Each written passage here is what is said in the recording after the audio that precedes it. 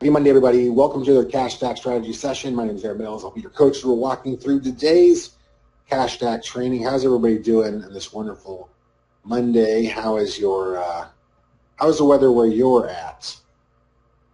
I'm in South America at the moment, so it's kind of a little balmy here, a little warm. It is summertime here, the end of summertime here in South America. Hey, Thomas. Hey, Ann. Hey, Mary. Rainy in St. Louis, says Mary. Sunny and cold, says Janet. It'd be 70 in Colorado. Nice, Thomas. Nice. It's like perfect weather in Colorado. All right. Lots of people still joining us here. We're starting a few minutes late, but we'll go ahead and dive in. We have a really fun interview today. We're gonna bring on in a moment here a partner who is one of the things I love about this partner is that so many people they love all the shiny objects that we give out because we're kind of constantly sharing new fun shiny objects to play with, but this member is constantly putting them to work, putting them into action and taking action, getting out there and going to where the rubber meets the road, and he's putting these things to work in his business, and he's doing some really interesting stuff with AI journalists, and we're going to talk to him about what he's getting out there and offering and his niche and kind of what he's doing and where he's seeing some success. And so it's going to be a really good conversation. So I'm excited. I think you guys are going to get a lot out of it. So before I go any further here, I want to bring up Mike Larkin. You should be live and unmuted and everything on my end. Mike, how you doing? Cold. It was 18 degrees outside today as I woke up, so it's warming up to 23. It's frozen where you are then. Oh yeah. Not my business. My business is as hot as the weather down there. Your business is as hot as the weather in South America, but your environment there is a little chilly. Well, I hope you can stay warm as we walk through today. But I'm excited to talk to you, Mike, because I think other people are going to get a lot out of what you're doing, and I think it's going to be a really good conversation. So one of the things that I wanted to talk about that kind of was interesting to me is you're leveraging AI journalists, which I think is really powerful. You're also leveraging Google's EEAT and that as an angle, and kind of why that's so important. Before we dive into all that, though, what are the niches that you are currently targeting? Like, who are you going after? And give us like the gist of what is this strategy. Give us the 30,000-foot view of how you're wrapping all these things together.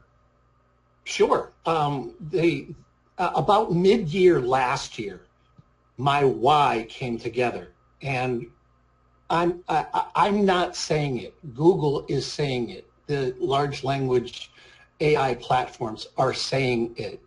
The way that they're going to organize and the way they're currently organizing businesses for search is an acronym they all kind of came up with, and you can Google this. It's EEAT, and it stands for experience, expertise, authoritativeness, and trustworthiness. And if you have the content that kind of illustrates all four of those, then you're going to win in Google's eyes and in the large language AI platform's eyes when the majority of people are going there to search. I correct me if I'm wrong. I mean, I heard this elsewhere, but Google was said to me that was down 40% on search. A lot of people are going to the AI platforms. Did you hear anything about that, Aaron?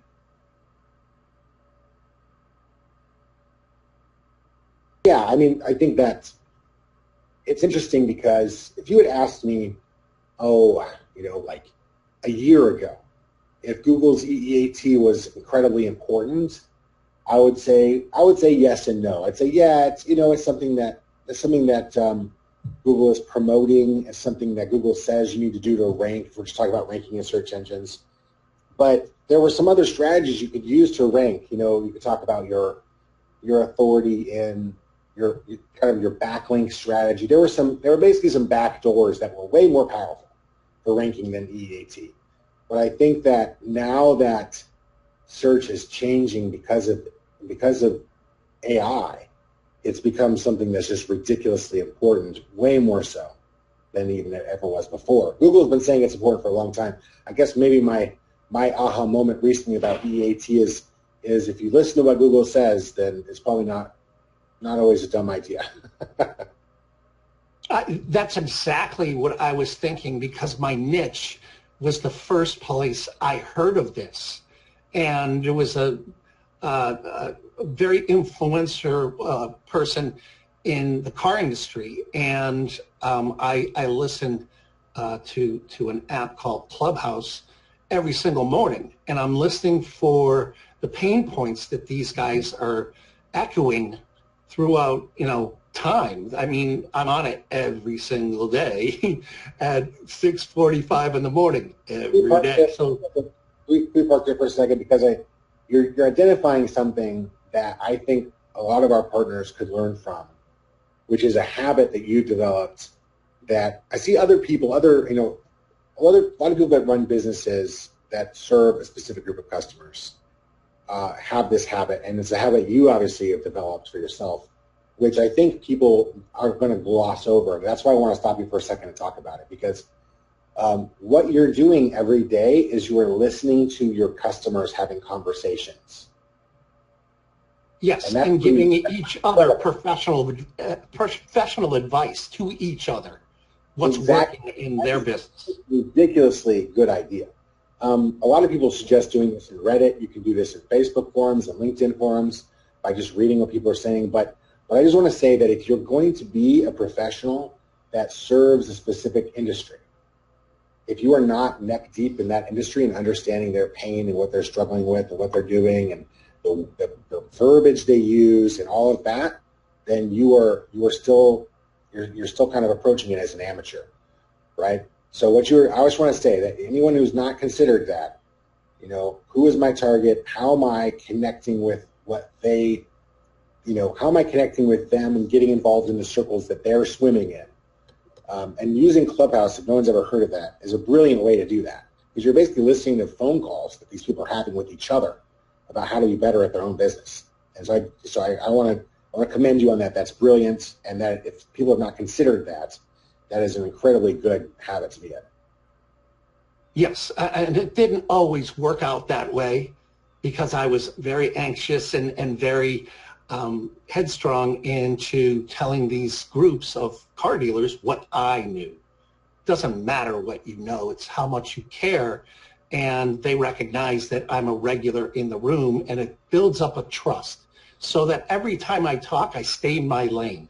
When they're talking about AI and digital marketing, I pipe up. But when they're talking about inventory and leads and how to follow up and all that, I stay quiet. But they know that when we're talking about AI, that I'm going to talk. So it's just a know your room, right? Know your surroundings. Know when it's appropriate for you to speak up, because a lot of people don't, and they either get tossed off the stage or muted or whatever. I've seen it happened to me at the beginning.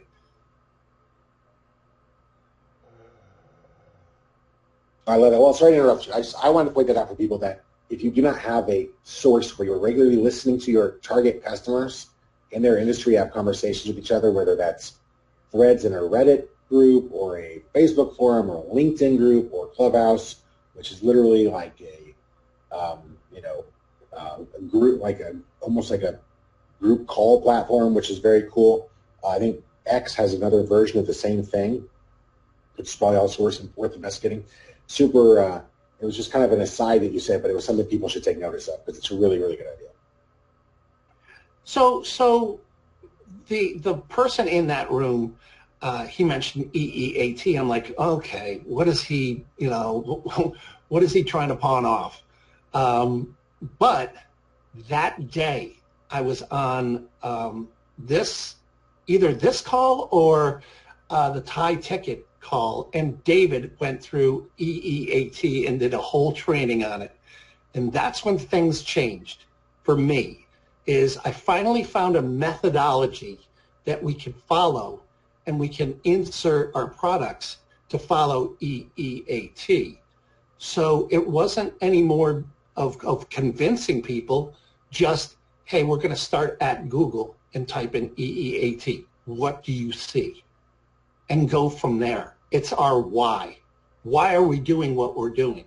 Well, Google's doing it, so we're going to follow the methodology of Google.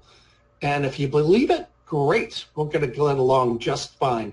If you don't, hey, hopefully I educated you a little bit, and good luck to you.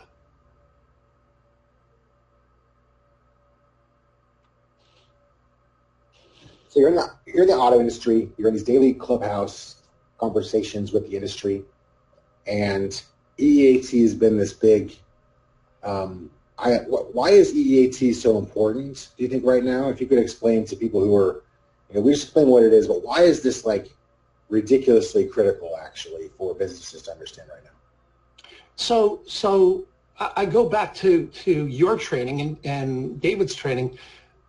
There's a crisis with content, and the reason is because you look at ChatGPT, right, or any of the others, Gronk or Claude or any of the other big names, right, and they're receiving content from all over the world, past and present and future, and it's AI slop, and the search engines are having a hard time organizing all this data from everywhere, the good, the bad, the ugly. So what you're getting is when somebody asks, hey, show me the most reputable car dealerships in blank city, okay? I live in Hartford. So it'll show me a generic kind of search, but it's not telling me the answer to my question. Which one are the most reputable? Well, it might go through their reviews and might organize them in that way. Well, that falls into what you're looking at on your screen, the trustworthiness, right? The more positive reviews and the more they answer those reviews, the AI, and Google now is working with Gemini, that's what you see on your screen, they're going to come up with those that have followed the EEAT. So if you don't have that kind of content, what we're telling people is read it for yourself. You're going to be invisible. Where your phone is ringing now, you're getting visitors from third-party or first-party leads. What happens next year or the next year and a half, next 2 years? Your phone stops ringing. You're not getting the leads that you were getting before because it switched over to the EEAT. So I'm no soothsayer or crystal ball, but Google's telling us the path to go down right now, and it's right there in front of you. So that's why we're following this methodology, is the why we're doing this. The how we're doing it is then adding in platforms like the AI journalist.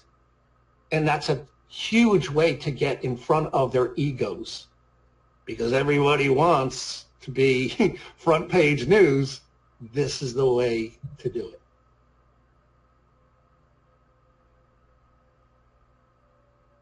It makes sense to me. I think the other thing to point out is that you have a situation where, people, they've been searching traditionally on Google to find things. And now, I think Philip mentioned in the chat, he heard Google's down something like 15%. and he's probably right. I don't know. I mean, I've seen different stats about that, but it doesn't matter. The truth is, people are searching for things. They're finding solutions in a different way. They might open ChatGPT. They might open, Gemini. Or they might open Claude or whatever, and they're going to type in the problem they're having, and then they, maybe they're typing in, how do I unclog my sink? And then they're trying the strategy that ChatGPT gave them, and then the next question is, well, who's the best plumber that can come fix this right now? And then ChatGPT is giving them the answer and actually giving them the results, and they never went to Google. They never even had to do that step, so they get sidestep Google altogether. And Google understands this, so Google is also responding, and what's happening is Google is giving them AI results at the top as well. So as people get more accustomed to this other way of finding people, we have to realize that the way that people are found in Google, the way that people are ranked, and the way that all that information is distributed is drastically changing because of AI and because of all the pressure of all the other AIs. Google can't just do business as usual. And so if you don't put out content that is authoritative and really this kind of expert-style content that has trustworthiness, it has experience, it has expertise, you do risk becoming obsolete very quickly, and you risk losing visibility to your audience that maybe you've been killing it in Google Map Packs for the last 10 years, or you've paid an SEO a fortune and you've had results up until now, but you kind of ignored this EEAT, like you're saying. This is a significant threat to businesses who do not understand it and approach it. So I think that your angle that you're approaching the market with makes a ton of sense to me. And I'll say too, personally, this is the angle that I'm using in my own business right now. So this is very much, I think you're going down a very smart road here. So you're going after auto dealers. Now, what exactly are you selling them? What's the offer you make? What's that sales process look like for you? And by the way, why did you choose this niche, and why is this niche so good for the solution that you're offering? And what is the solution you have? Good question. This niche, I kind of, like everybody in the car industry, if you ask them, they fell into it by accident. I fell into it by accident. I knew a couple of people, and they introduced me to the room. And all of a sudden, I started building relationships with other vendors that don't have anything to do with what I'm doing. And I partnered with two of them. And last year, we said, okay, well, what can we do together that we wouldn't step on each other's toes? And we decided to do a podcast with the three of us. One covers training and kind of F&I, service technicians that are way low now. The industry is in crisis, trying to find people that are fixing cars with all the technology advances and the chips. And to give you an example, I'm old enough to know when my dad used to say, roll up that window on the car. It's not press the button and it goes up automatically. So, but those type of technicians. So that guy that's his lane. The other guy is the finance. So once you're got done buying the car, they send you to the financer, the F&I, finance and insurance. And they are the ones that are trying to sell you that package to protect your warranty, your tires, roadside assistance, all that kind of extra stuff that they lumped onto the cost of the car. So he's doing that. And I'm the kind of AI digital marketing consultant in the podcast. So we're covering a lot of bases, and we do it every week. So we're up to, we're going to do our 57th episode this Friday. So that's how we evolved. We've got plenty of other people who are in the industry that do various things. But that was the point, is building those relationships where they would call out to me and I'd call out to them if I have any questions or they had any questions. So that's the way it works as far as that goes. But locally, Chamber of Commerce. I don't miss a meeting or a ribbon cutting. I'm in all their pictures just as a presence. And very soon we're going to be able to educate more of their membership, which is 300 or so. So that's where we're going with this. It's all about relationships. And in the car market, they have the money. They got money, So it's not looking for, your business owner that's been doing it for 5 years, but it's still a hobbyist. And the way we're doing it is, again, I'm showing this screen and telling them, hey, go to your own Google. Don't believe me. Go to Google and type in EEAT and tell me what you see. And then go on from there in offering them a beta system where we're going to do an interview with AI. And if they're interested, we'll do an interview and we'll supply with two draft articles. So you can read them and approve them. And after that, we're going to show you where we're going to post them. It's 4 to 5, maybe 6, depending on what your niche is. We just signed up a hearing doctor, right, an audiologist, but I didn't know what the heck that word meant in November. But he was at a ribbon cutting, and now he's a client. Awesome. So you're going to businesses. So I want to make sure I understand this correctly. So you're going to businesses and saying, this is what Google needs now. This is what you've got to be doing is to show up and stand out in the market. And you're having them type this into Google, and then letting them ask the question, do you have this right now? And then the solution to this, which I think is the solution as well, is really leveraging the agentic journalist, because you're getting the best of both worlds. You're leveraging AI. They're creating content. You're getting content that's created for them. They don't have time to create this content or the ability to create this content necessarily on their own for whatever reason, whether it's time or resources or priorities. But you're taking 10 minutes out of their day, getting that expert content created for them, and that's your pitch is really a beta of having an AI journalist interview them. And so what were you doing for prospecting before this, and why has this been a dramatic shift for your approach and the success that you're seeing now? Good question. I mean, before it was all about selling and proving to people what we've got is so much superior. That mindset, it's the sale. It's the presentation is always the sale. Now we would love to interview you, and if you're open to it, we've got a free beta. What's there to lose? And it's when you approach it from that approach, and it's zero cost, and you prove it to them, okay, what, like David used to say, what else you got? And then it opens up the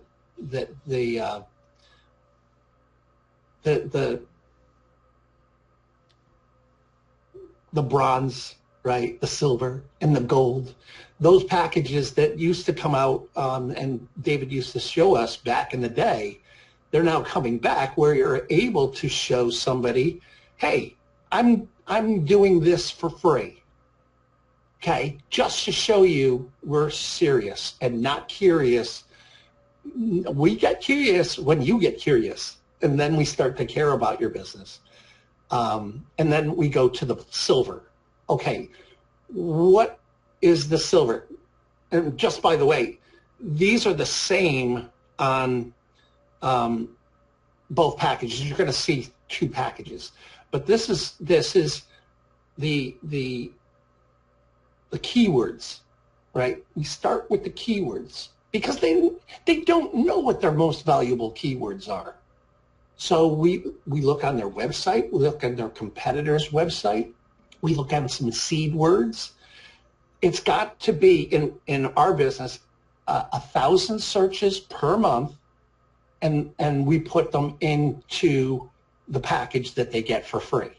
In other words, if it's 900 searches a month, we don't include it. So it's 10, 1,000 searches or above for that keyword. And we give it to them. Here you go. And a lot of them come back and they go, yeah, we gave it to our marketing people, and they go, what the heck are we supposed to do with this? So it opens up another conversation. And it's conversation that's, okay, this is up my alley. The silver is when they got to pony up something. So we're going to take those 10 words and find out where you're ranked for them or not. And if you're not, then you're not getting in front of your target audience. So that is, in the second part of it, option B is, okay, let's see what you need to do to get in front of that target audience. And when you explain it to them and they go, yeah, that kind of makes sense. Okay, great. We can give you the silver and you pay the fee and we're good to go. Or we can develop the whole package. What's the whole package? Well, the keywords and what we're going to do with the keywords.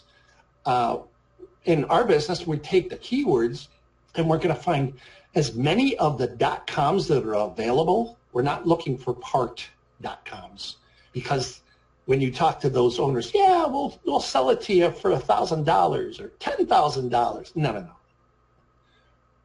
Thank you. We're going for the $40 to $50 for 2 years from GoDaddy. And then what we do is we make a website around those keywords that the client just bought for their own business, because it's their keywords.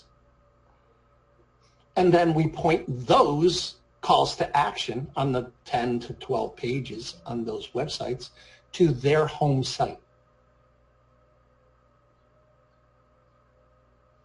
Finally, okay, on that is the media center. So we develop a media center targeting all their target market, and we launch that and tie it to all those websites and tie it to their main page, and the results on Google are amazing. So what you're selling, I want to kind of reiterate this to explain. A lot of people are asking, what does MVK stand for? Most valuable keywords. So basically what you're doing is you're giving them an interview as a way to kind of get your foot in the door, but then you're offering them to do some keyword analysis. How do you bridge the gap between those two?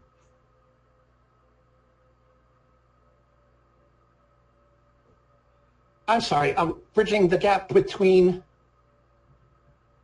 So yeah. Can you clarify for us what's the lead magnet you're leading with? Are you leading with? So it looks like on here you're leading with keywords, doing keyword analysis. Right. The bronze is in essence the lead magnet. Okay. And then the silver is the trust trigger, and the gold is the core offer.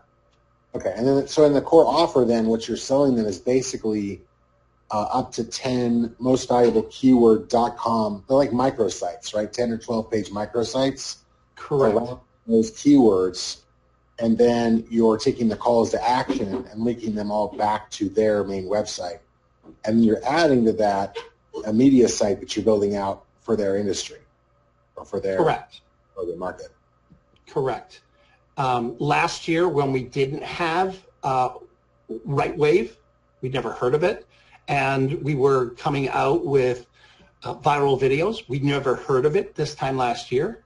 We had this program, and we brought an RV company that was a mom and pop, and they called me and they go, you know what, these corporate guys, they're surrounding us, and they're going to buy us out unless we do something. I'm like, let me look into it. And I found 10 of their keywords, which they bought 7 keywords, and we converted those 7 keywords into a .com. And in a month, they went from number 6 on all of those pages, getting 1,600 views a month, 1,600 searches a month. For all those keywords there, they ended up being 1, 2, or 3 on the map and number 1, 2, or 3 underneath the map for all 7. Now they're up to 16. And all 16 words have 1,600 people typing that keyword in per month. Not getting all those leads, but getting a significant amount of those leads. Interesting. So you're essentially offering them, you're saying, we'll do some keyword research for you, figure out what your 10 most valuable keywords are, and we'll give you that, including what we think your offer and CTA should be, and helping you develop a map for your brand. Now, are you doing a full brand strategy session with them? What does that look like that you're doing? Yeah, I try to meet with them every week, and it's just 15 minutes showing them, hey, what we're doing now and where we are now and how many unique visitors. So we show them the back office as far as the media sites and their properties. We also show them down the road that we're pixeling everything. So while it's going and they don't have the abilities to retarget people, we're giving them the future as far as retargeting. And we share with them, okay, you got 50,000 people that have crossed your properties in the last 3 months. That's phenomenal. Great. Out of those, you'll be able to retarget those. And if you're interested, we got a package for that. But many times they're like, no, that's fine. And we're insistent on showing them the core value in funnel maps, the core value map. So it shows our ecosystem, and they get it. They go, okay. And I won't let them go till they get it. So how does the agentic journalist fit into all this? Like so yeah. As soon as we go ahead. You can explain the customer journey for me. So let's say that now, are you doing most of your outreach on the phone? Are you using email? Are you doing it in person during networking events? Where's most of your prospecting happening? And then pretend for a moment I'm your prospect. You know, I'm Aaron. I own a car dealership or whatever. Just for an example. And what's the first thing you're going to pitch to give me? And then at what point are you pitching this keyword analysis that kind of stacks up into being a content SEO strategy with microsites and a media site? Can you kind of explain the customer journey to me? Sure. Great question. First of all, where do I know you from, or where do you know me from? So it's that rapport building, right? What part of the country are you from? I'm dealing with people across the country. But once that's established, I show them the EEAT, and do they get it, right? Okay, great. Because of that, we are going to and show you our payment structure. But first, before I do that, I'm going to show you our ecosystem. So it's funnels and automation. We always do the social media through Bright Social. So we put that issue to bed right away. We're going to do 2 posts a day per your platforms that you approve, and let's just put that to bed. We also are wanting to focus on your reputation. So how many reviews does your business have on Google? If you have none, that's something we need to work on. But we're going after, car dealerships that have thousands. Their problem is once they get good reviews or bad reviews, they ignore them. And that's that's a person that's, raising their hand saying good or bad, but you need to respond for the thousands of other people that are reading those reviews. So they get that as well. And then the final piece of the puzzle is the activating the paid ads, right? The traffic fuel, which again, we activate a pixel and put them on every property so that they got a number to look at. How many people that approached or engaged with their properties online, with their assets online that we are providing for them. So they have a number of the people that raised their hand for whatever reason they didn't opt in, to get back in front of those folks and say, hey, remember us? And we've found that, it has double-edged sword. Yeah. Is it safe to say that you're going out, so the first thing you're showing them is probably like a 4-core map and explaining the ecosystem to them? Correct. That you manage all these 4 core areas, the reputation, social media, funnels and automation, and paid traffic, as being the kind of the 4 key areas you're going to help them with. Correct. Yeah. Okay. We want them to see the whole picture.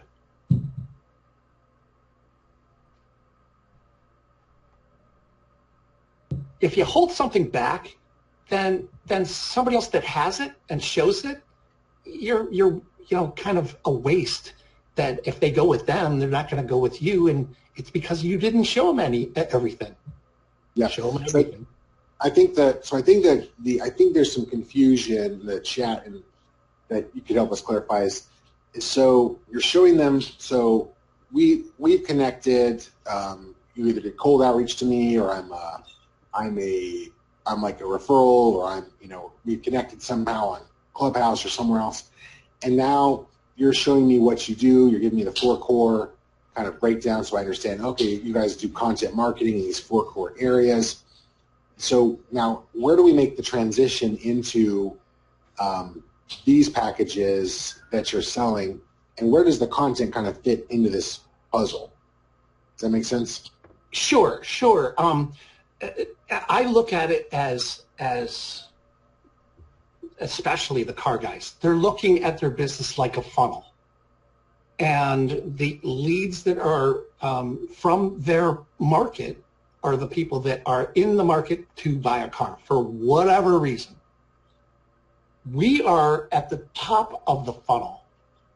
We are creating content with the EEAT that attracts people to even get into their funnel.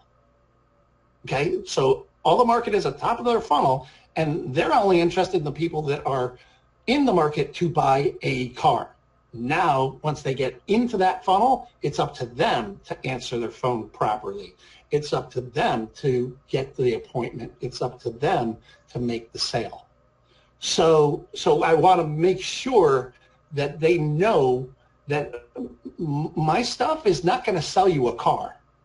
My stuff is to build up as a car dealer, your expertise, your experience, your authoritativeness in the market, and your trustworthiness. That's what we do.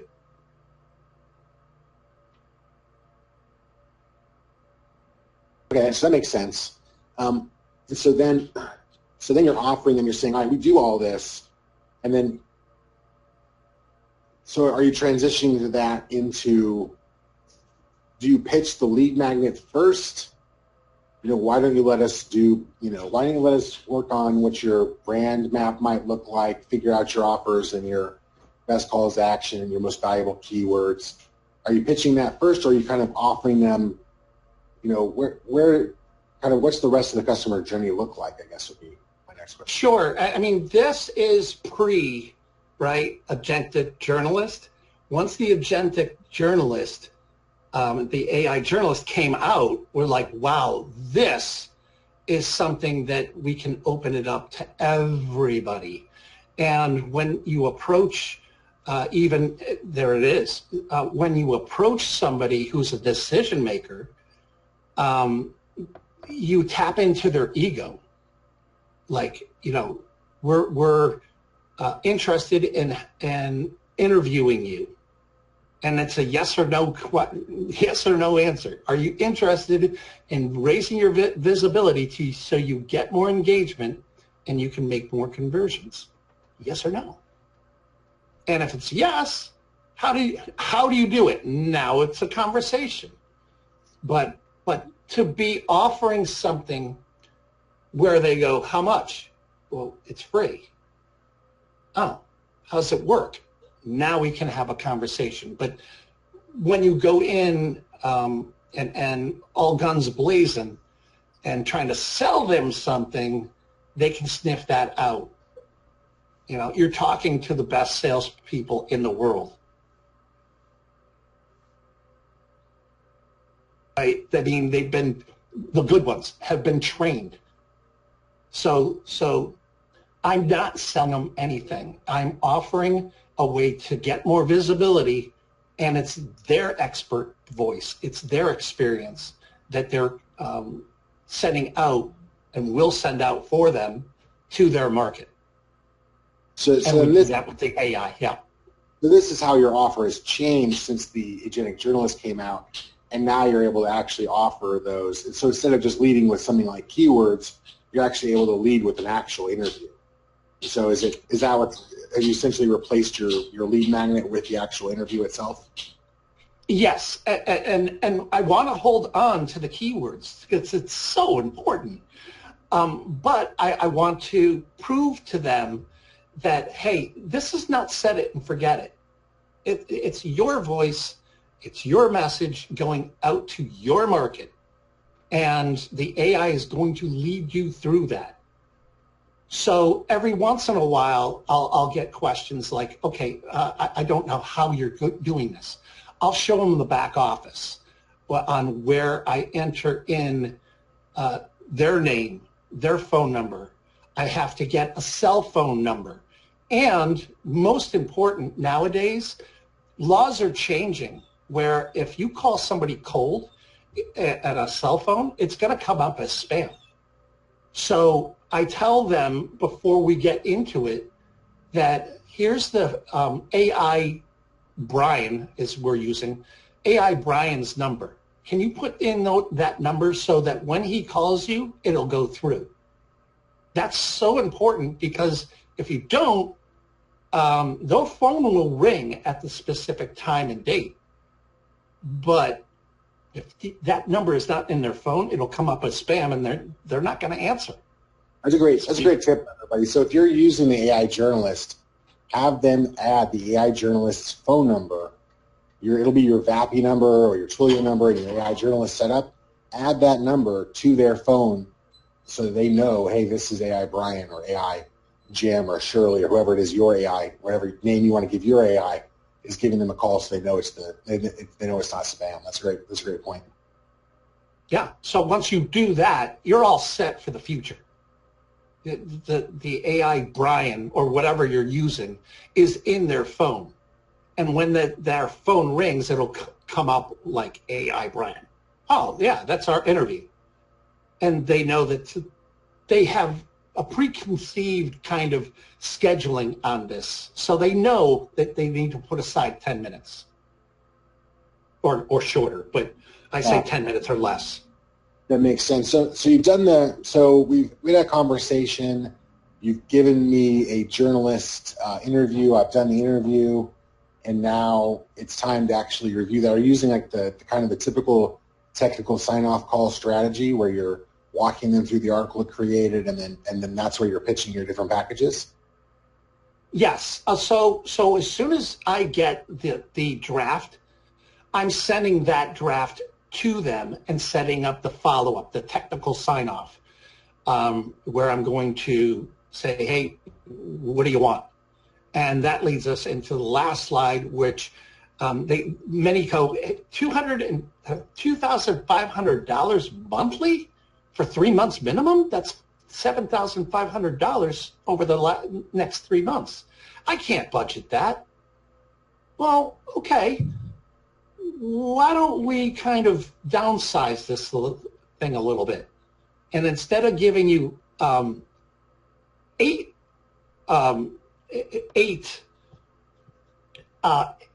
articles and 8 videos, that we take the articles and we bring them over to viral videos and make a video out of their article and host that on their YouTube site. So instead of doing that, why don't we just do 4? And what's the price of doing 4? And you know, so we show them the price. And invariably, I don't know if it's their ego or something psychological, but they go, no, if we're going to do this, we might as well do it right or not do it at all. And I don't say it, but that's the vibe I give off, apparently, because most go for the 200 or 2,500. So there it is right there. That's a screenshot from I think it was a high ticket, where you know, David was saying, hey, these are the different packages, these are the different numbers for a smaller company. So if they give you some resistance, you go to a downsell, which then naturally you think is bringing them back to say, well, I don't want to do it halfway. Let's just go ahead and do it all the way. And it becomes a psychological anchor for them to come back and say, let's just do the whole thing. Yeah, I'll throw in a little story about my dad, and he always used to say, hey, if you're going to do something right or don't do it at all. And I'll shut up, and they go, yeah, let's go back to the other one. Okay.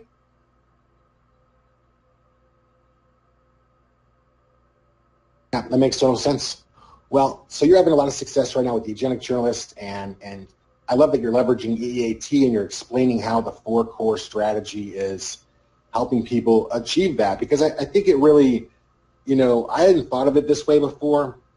I have thought about how the Agentic Journalist really solves EEAT for people, but if you think about it, really everything you have to offer inside of Strategic Marketer, helping them with their reviews, leveraging Lightwave for SEO-related content, using the Agentic Journalist, creating you know, video content for them with viral vids, all of it is really helping them achieve that EEAT content that Google's telling them that they need to, that really their businesses are going to have to moving forward because of the way that search is changing, the way people are finding businesses to buy things and purchase services, and all that is changing. So it's exciting to hear that you're having success with it. And any other big aha moments or takeaways you want to leave everyone with? Well, like I say, it's a matter of getting yourself the visibility. It's putting yourself out there, and you know, you're going to have critics. And I'm to the point where, you know what, if you don't believe it or don't like it, just scroll on, and good luck to you. And that's the attitude you take with anything. And you know, there's plenty of naysayers out there. As you grow, there's tons. And you know what? Scroll on. You know, it's not worth ruining your day to listen to somebody else's nonsense, where they don't have a clue, but they're going to judge you. So that's a little nugget. But don't let anybody tell you that this doesn't work, because it does. And now you're able to build that relationship. But stay with them. You know, every week I'm doing a screenshot video for them, showing them what I did, or what we're doing, or where this is going. We're doing this now. And that's exciting, because David and the crew are always coming up with something new. Yeah, so, we're trying. We're trying, but I love it. Well, Jay has a question. So Jay, I think Jay's a little bit confused because there's your packaging has changed because of the invention of the AI journalist. So what it was you were doing before is you were saying, all right, I'm going to create these 10 microsites. We're going to do a media site. But now you've been able to integrate AI Journalist, and really it's kind of become the cornerstone of giving them that hands-on experience with how powerful your content is, and you've integrated that with your packages, and it's essentially changed the strategy you're using. Are you still doing microsites for people? Is that still part of what your approach? Absolutely. In essence, now that time has passed, we're merging phase 1 and phase 2 together because these companies want their own media site just out of, hey, you're going to post my article on all these other sites, and you showed me how I can get my own media site. They're talking themselves into it. I don't have to do anything.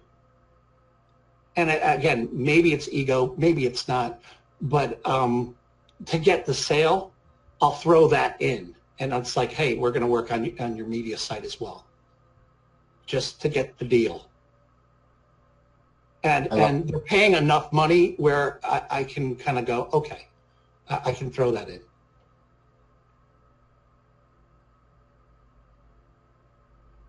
I love it. Well, thank you so much for being willing to share. And it's it always takes courage to come up and expose what it is you're doing and share with everybody else. But I think lots of people are getting value out of it, and it's exciting to hear that you are continuing to put your